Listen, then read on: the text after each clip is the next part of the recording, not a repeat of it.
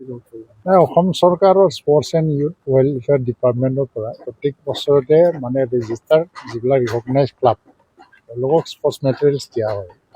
এইবছৰ মই এইটো MLA কটা হয় পুৰাণা চাপাগুৰি সমষ্টি হিচাপে 25টা ক্লাবক আজি football net, volleyball net, badminton net আৰু মানে কেইটামান 7টামান আইটেম আজি প্ৰদান কৰা হৈছে আৰু ইয়াৰ ক্লাববিলাকক মাতি পেলাই ইয়াত আনুষ্ঠানিকভাৱে সেইটো প্ৰদান কৰা হ'ল। সেইটো এটা ভাল স্কিম আৰু ক্লাববিলাকৰ উন্নয়নৰ কাৰণে অসম চৰকাৰে বহুতখিনি আঁচনিও লৈছে।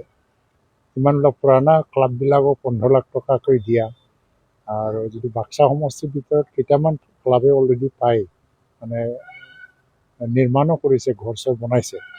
ভাল কথা, স্পৰ্টছটো খুব মানে এটা উদগনি দিছে আৰু বাক্সা মানে BTC এৰিয়াটো অলপমান স্পৰ্টছত এটা পটেঞ্চিয়েল থকা এৰিয়া। ফুটবলৰ পৰা আৰম্ভ কৰি পেলাই খো-খো, কাবাডী, আৰ্চাৰী, শ্বুটিং এইবিলাকত এটা ভাল এটা পটেঞ্চিয়েলছ আছে, সম্ভাৱনা আছে।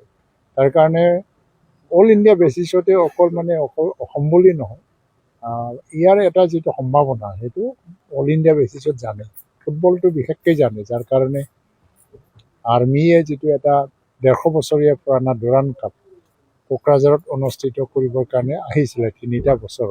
এইবছৰ হ'বনে নাই মই নাজানো, 3টা বছৰ অনুষ্ঠিত হৈ গ'ল, যথেষ্ট উন্নত হৈছে আৰু এতিয়া ফুটবলত যথেষ্ট সম্ভাৱনাও কেৰিয়াৰ গঢ়াৰ কাৰণে এটা সম্ভাৱনা হৈছে।